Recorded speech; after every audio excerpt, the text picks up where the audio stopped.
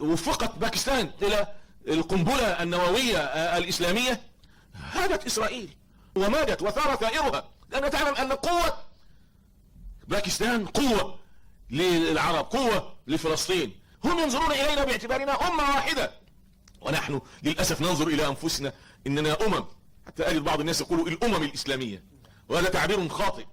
لا يجوز ان نقول الامم الاسلامية، نقول الشعوب الاسلامية. والامة الاسلامية هي امة واحدة ذات شعوب.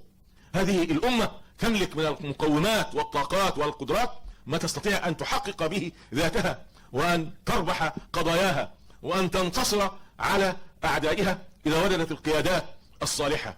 فاذا لم توجد هذه القيادات في الحكومات، فليكون الشعب من نفسه قيادات شعبية تمضي في طريقها معتمدة على الله تبارك وتعالى، متوكلة عليه، آخذة بالأسباب المقدورة لها.